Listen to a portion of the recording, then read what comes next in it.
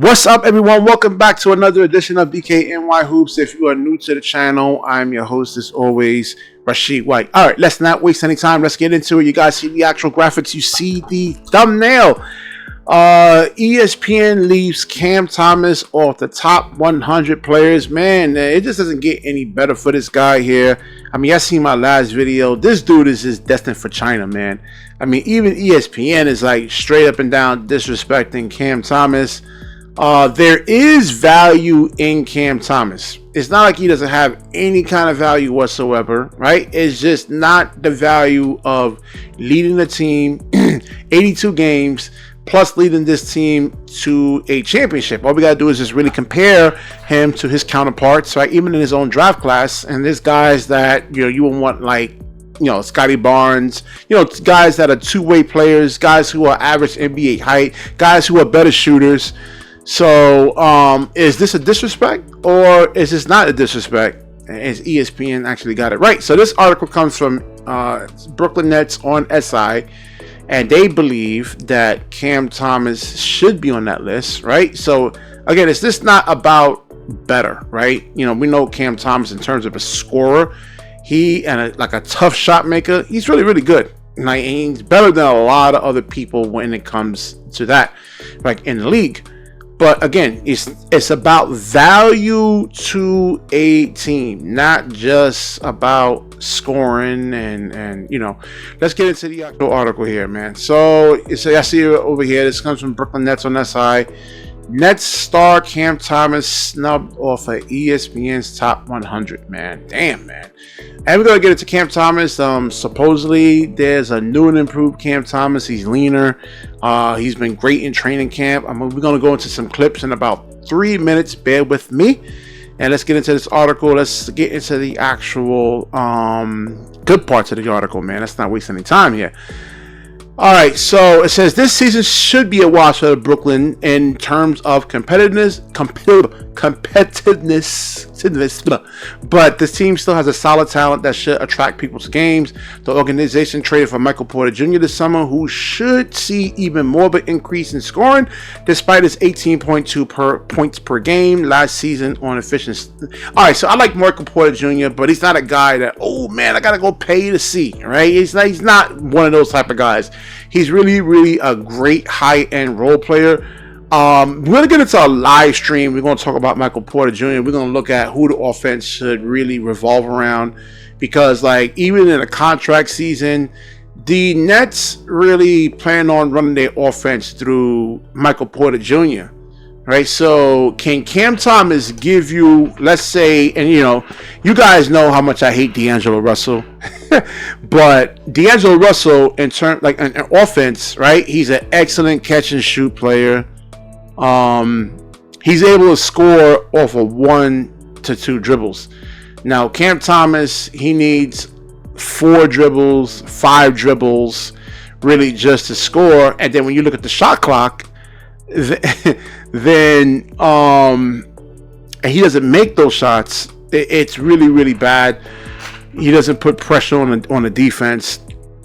So D'Angelo Russell, if he can actually just learn off of someone like D'Lo, even though D'Lo's not a bum, he's just not a guy that's going to really be able to carry a team. Same thing as Cam Thomas.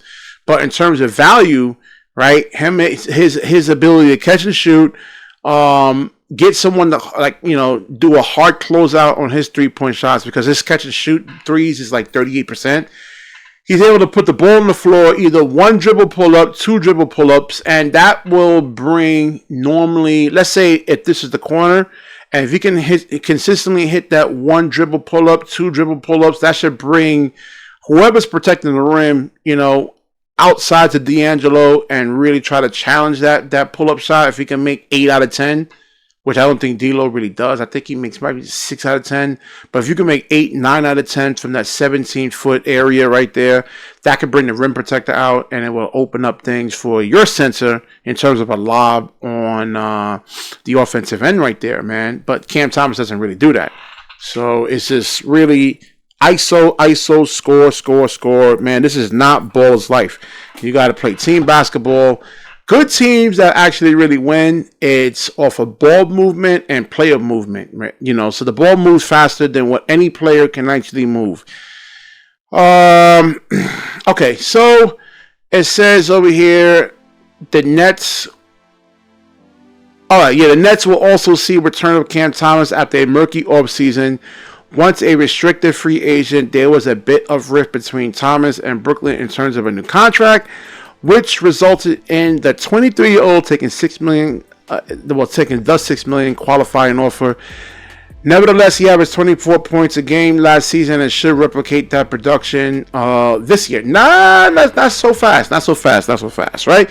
The Nets actually drafted all of these guards, and you know, especially guys like Diego Demon. There's guys like Nolan Troyer, guys who was thought of like of high, let's say top 8 draft picks. What happened this year in college, I don't know. I don't really watch college basketball like that. I should start getting into it more, but it's a time thing for me. And they're going to want to showcase those guys, right? And Jody Fernandez is great and everything, but if Sean Marks comes down and says, hey, you know, I want you to really develop these guys, Jody Fernandez has no choice but to listen. I mean, he has to listen. He's the boss.